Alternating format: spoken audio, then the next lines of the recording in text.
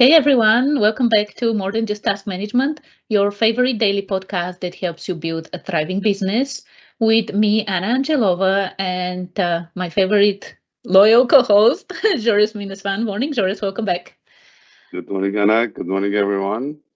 Happy Tuesday. It Tuesday. is Tuesday, yes, it is Tuesday. Uh, Very sad Tuesday, but Tuesday. Yeah. Yeah. So today we're diving into a leadership tool that it's very often overlooked, but incredibly powerful, and that is the intuition in business.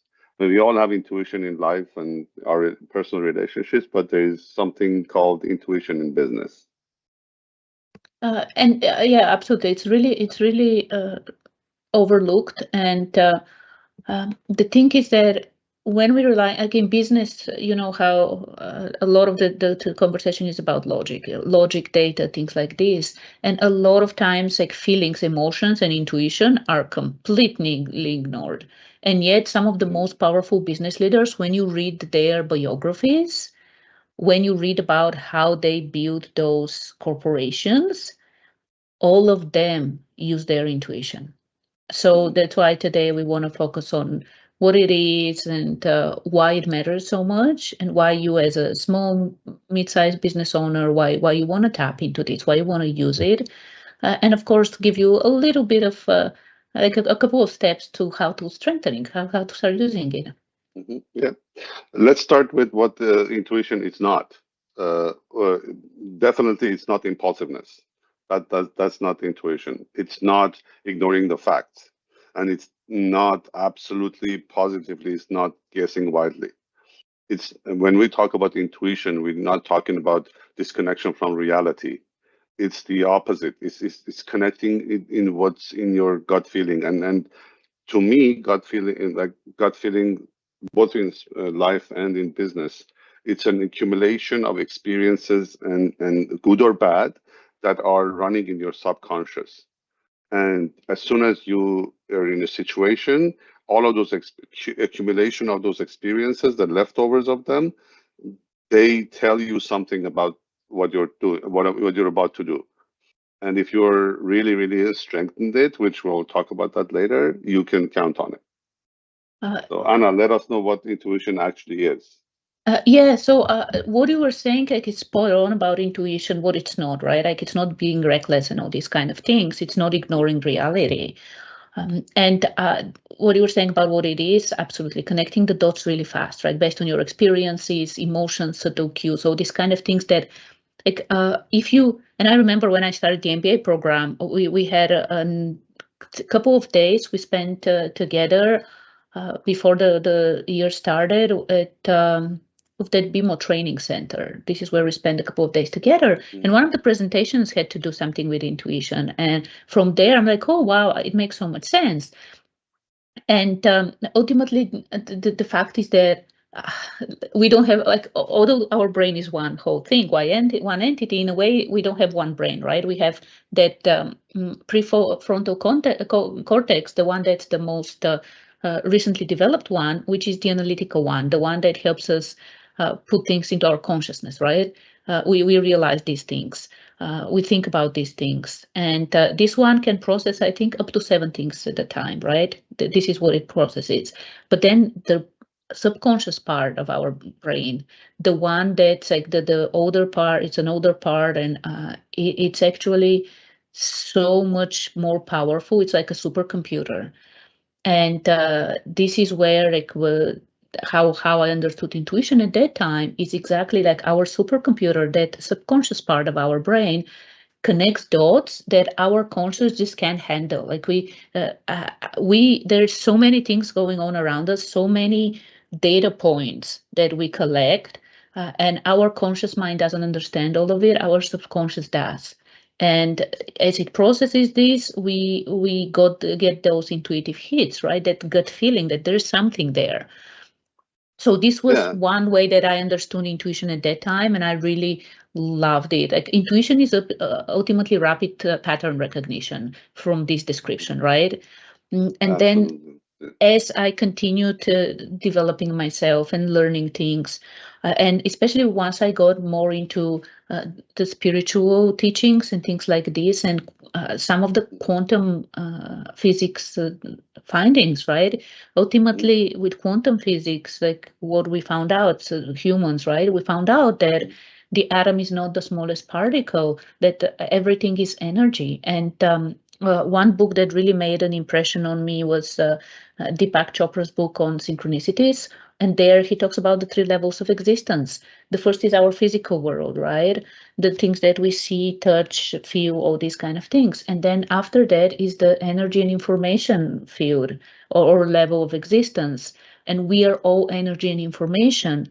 And then the 3rd level is pure potential, the realm of infinite possibilities, where there's no time, space, nothing, right? It's everything is possible, right?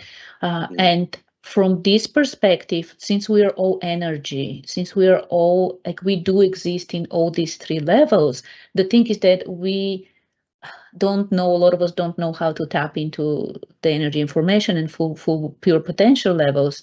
But the thing is that as I continued learning about intuition, in addition to it being rapid recognition, intuition is also us tapping into that universal flow of energy and information, that knowing without knowing how you know. Because we all have access to this. We all have access to the energy and information that's underlying. And I know for some of you, this probably gets a little bit out there and woo-woo and new agey, but these are the 2, and I wouldn't call them separate definitions of intuition. They are like, this is what intuition is, right? The rapid pattern recognition, but also tapping into that middle layer of existence, that the energy information that's out there, and it's easily available and accessible for all of us once we develop that skill. Very well put, Anna. Very well put. And the thing is that, as I said, the greatest business leaders, they always had that gut feeling, right? That vision and intuition that can't explain, it can't be explained by numbers. And this is intuition at work, right? And we've mentioned holographic leadership, holographic thinking, right? It's all about using logic, emotions, and intuition together, like not one or the other, like, or not even just 2 of them, all 3 of them together. And now that you know what intuition is and what it's not as well, Joris, why don't you let us know why it's important actually, and why logic alone is not enough? Logic is crucial, but if we lead purely based on logic, we will make decisions based on what's already proven, which the facts that we know. We will be able, if we make decisions based on that, we'll stay safe, but we will not grow. We will stay very incremental because we keep relying on something that has been proven already. We will not be, like you said, we leaps and bounds go to the next level. It will never ever take us to the next level. Intuition lets us access possibilities that haven't fully formed yet. But if we have enough experience and the right intuition, will take us to the right place, not in a dangerous place. And that's why logic is alone is not. It's limited. Part of it, but it's limited. Yeah. Logic alone is limited. And when you think about, like, in business, okay, so intuition in business, right? What is it? It shows up in so many ways. Like, just a couple of examples, like hiring, for like when you, like, someone looks good with the resume, but then something tells you, that there's something there's something, a voice it's telling you, no, this is not the right person for us. And it might be just you looking at the resume, but it might also be during the conversation, the interviews you have. Now, one caveat is that people talk about bias. Yeah, we are all biased. So, we are human beings. So we are all biased with our own understanding of how things work. And even our gut feeling is our own, right? And intuition shows up whether it's a client or a vendor you might be working with or thinking of working partner. Yeah, like things might look on paper, they might look like, oh, this is a great opportunity, but then it might be that you might feel something, a certain unease about it, or the other way around, right? On paper, it might not look like, oh, this is the best opportunity and the best option, but there might be something that's telling you, this is the path forward, this is the client, this is the partner, this is the vendor, this is the hire, the employee I need. So these are just a couple of ways it shows. Any other ways, like Joris, like you have a lot of experience in business in general. Any other ways that intuition shows in business? Market analysis. I mean, to me, when you go to the market to analyze whether it's a service or a product, intuition is very important. I mean, my biggest experience is with the clients, with humans that I interfaced via the power of observation. But yeah, it's mostly the parts that you covered. I think it's the best. Those are the important parts. One thing that's important to also know that we should not use intuition instead of strategy. I think we should use it alongside strategy. I think it's a complementary to the strategy. You come up with your plan, come up with your strategy, but along executing this strategy on your roadmap, use your intuition to stay on the right path. I think that's very important. Oh yeah, absolutely. As I was saying as well, right? Like it's intuition, logic, and emotions. Like all three of them together. And as you were saying about marketing strategy and thinking about marketing, generally about strategy, actually, it reminded me again, as I was saying, when you read about the best of the best, like the CEOs that have made those corporations we know, the ones that they are now, like a lot of them talk about opportunities that they just knew this is the path forward. Whether it's a growth opportunity, whether it's pivoting in a different direction, they just knew even before the data showed that, yeah, this is it. So it does show up a lot, and how to strengthen it, of course, like this is one of the things. So strengthening your intuition is, of course, looking back at the previous times when you had an intuitive gut feeling and it was right, like starting to see what are the signs, like what are the signs that your gut feeling is right. And then also you want to see when you had something, like you had a feeling but it was not correct, like just seeing both sides so you can refine it, you can tap into it better. And of course pausing, right? Like just pausing before you react, before you make a decision, creating a space to actually think about what is your gut telling you, right? And we say gut because, again, for most of us, this is where the feeling is. And when you take that pause, what you can actually do is allow yourself to go through all three of them, like the logic, the emotions, and the intuition. You can say, okay, what does the data say?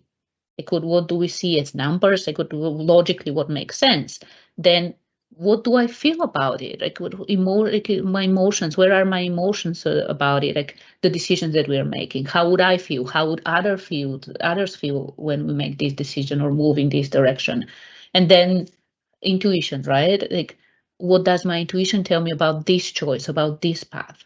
So taking that space to really sit down and think about it and feel it in your gut and with your emotions, like as a whole human being, right? It can really do wonders for you. Yeah, very well put. And as you put it, true leadership, it's about putting all these three, your head, your heart, and your gut, the data, the feelings, and the intuition together to make decisions that are strategic, authentic, and future ready. And like almost makes the put these three together almost makes it like 99% bulletproof that you're going down the right path. The one thing I wanted to say was intuition is not something that you turn on and off. It's not something that you go read a book and I think people who have intuition are and I don't know, how do you call it, intuition? Stronger, better, I don't know, bigger. Yeah, stronger. Stronger Stronger. Yeah, intuition let's say. are people who have power of observation. I think over time, when you observe, when you take all that observation in, your subconscious, as you mentioned earlier, it generates intuition. If you observe people's reactions, body language, voice levels, facial impressions, that's how you build your intuition. Observe any situation, even if you go sit in a cafe, you go for a business meeting, you go for a sit in a boardroom. Don't just sit there or look at your phone or look at the paper or follow the instructions on the screen. Look at people, look at their facial body language, look at what they're actually saying without you opening their mouth.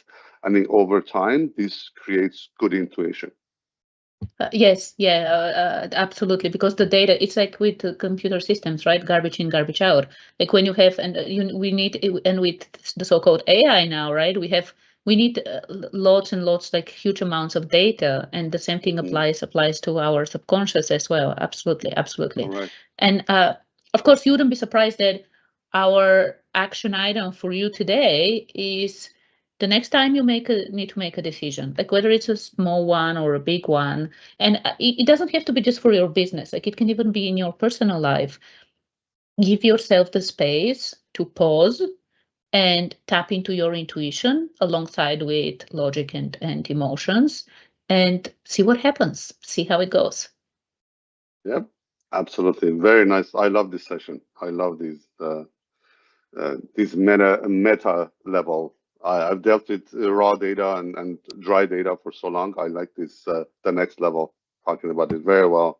Yeah, this is the thing that we don't talk about these types of things in business, and we are whole human beings, and bringing the whole person, bringing the whole leader to the table, and showing up as the whole person, the whole human being. There's so much potential in us that we're leaving behind when we only rely on logic and data.